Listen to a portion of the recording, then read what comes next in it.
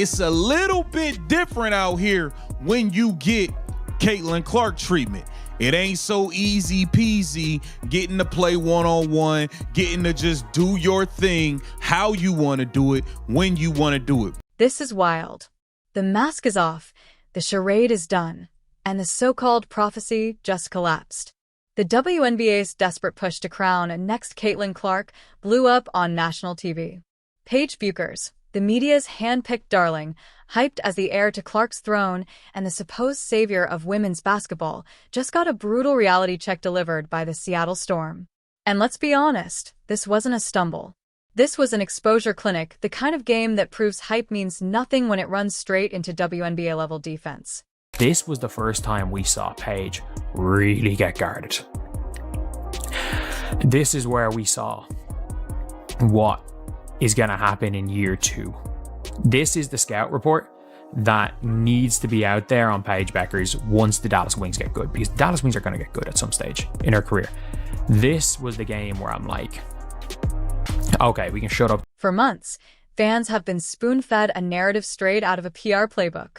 Paige Bueckers was painted as the chosen one, the inevitable torchbearer who wouldn't just follow Caitlin Clark's path but surpass it. The media couldn't resist, endlessly pumping out headlines that made her sound like basketball's flawless prototype, poised, cerebral, efficient, the perfect package. The storyline wasn't just coverage, it was a full-on campaign. The elevation of one Paige Bueckers. Oh, she's better than Caitlin Clark.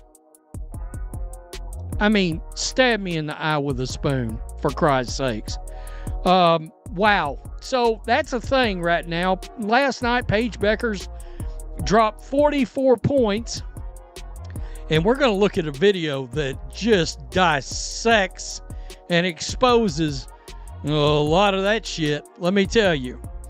It exposes a lot of stuff involving Paige Bueckers getting special treatment on the court. Remember when Paige's own college coach, Gino Orima, took a swipe at Caitlin Clark? That moment didn't just spark debate. It set the tone. From the very beginning, the message was clear. Doubt Clark, diminish her, and hold her to a different standard than everyone else. And that shadow has followed her all the way into the pros. And Diana said it best. This kid's in for a rude awakening. And they all jumped over her, but they didn't read the whole thing that she said. But nobody's printing. You know, Diana Taurasi was right. This kid's on the wrong team.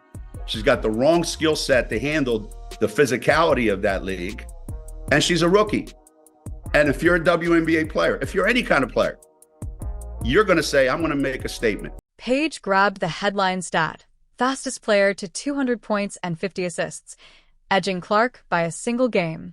That tiny edge was all the fuel analysts needed to lose their minds. Suddenly, Paige was the polished product, the WNBA-ready star, already being painted as a step ahead of Caitlin. ESPN practically turned the hype train into a luxury cruise. But here's the thing about hype. It doesn't last forever. It only lasts until reality shows up. And reality? It showed up wearing Seattle's storm green. Diva of Dump Divas Kat Engelbert is breathing a sigh of relief. Her pretend friends in the mainstream media, they are trying to crown a new star. If the media has it their way, this could potentially be the new face of pretend basketball. And it's not just the woke media. There are even some in conservative media who are voluntarily biting into the shit sandwich. Headline at Outkick. No, Caitlin, no problem. Paige Bueckers can save the WNBA season. Fresh off her so-called coronation, that 44-point crowning moment against the Sparks, Paige walked into Seattle like the parade hadn't ended. The problem? The Storm weren't throwing confetti. They threw traps, hard contests, and relentless physicality. What followed wasn't a coronation. It was a demolition. Every flaw the media tried to hide got dragged into the spotlight. The hesitation dribbles that shredded college defenses? Swallowed up. The clean looks she feasted on against LA? Gone. And when the Storm forced her left, the polish peeled right off. She went off in a game against the Los Angeles Sparks, scoring 44 points, but the craziest part about that was her shooting percentage. She shot over 80% from the field, and I tweeted about that, and I was like, that's actually insane.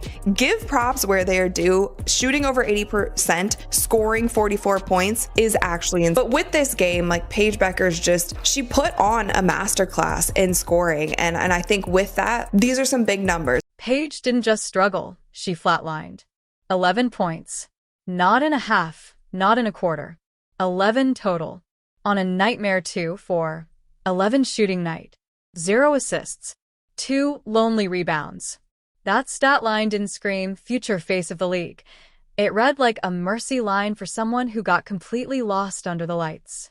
And the best part? Seattle saw it coming. Coach Noel Quinn said it before tip-off.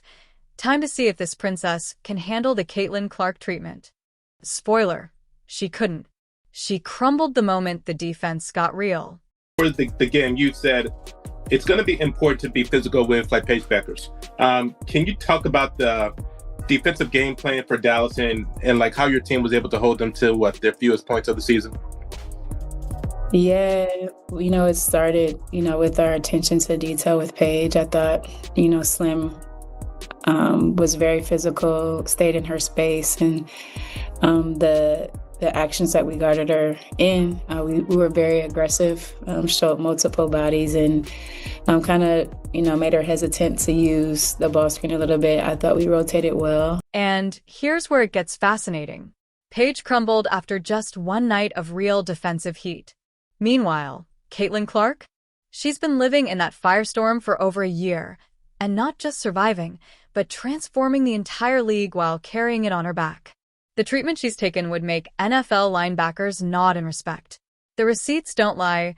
17% of every flagrant foul in the 2024 WNBA season was committed against Caitlin Clark alone. That's not defense. That's open season. That's a league letting its biggest star get hunted.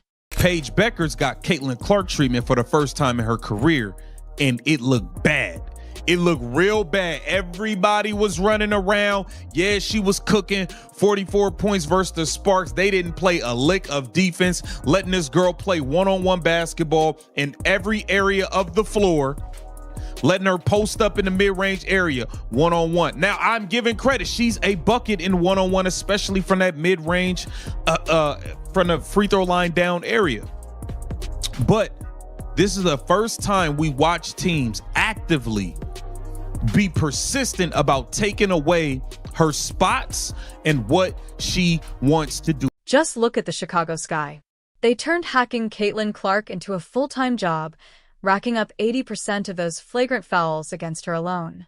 That's the level of warfare Clark faces every single week. Meanwhile, Paige was floating through games like she was still in a glorified college scrimmage.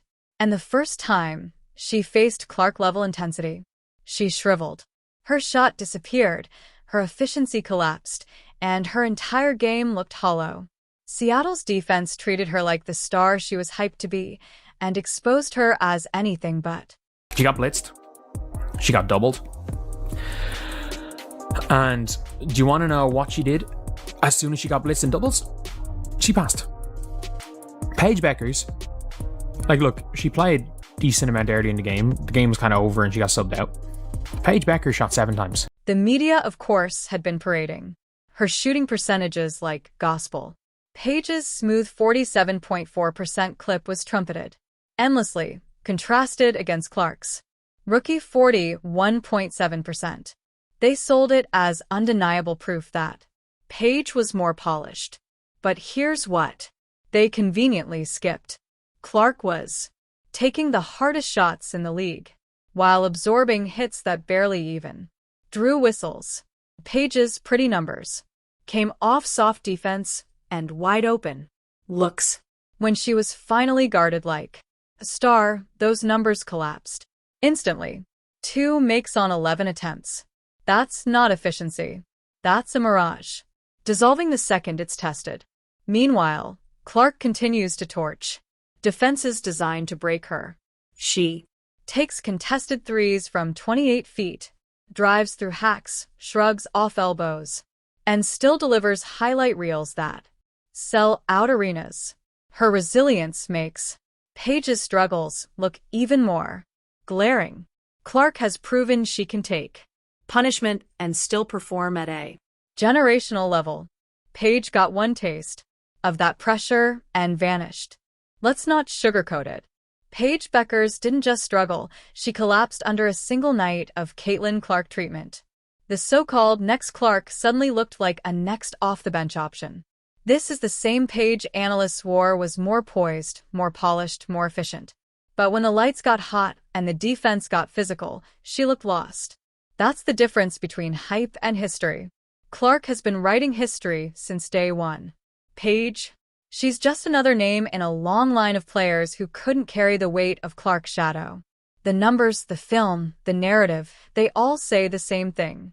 Paige Bueckers isn't the heir to Caitlin Clark. She's a product of a media hype machine that finally got unplugged. Seattle didn't just give her a bad game. They pulled the curtain back. And once fans saw the truth, the illusion collapsed.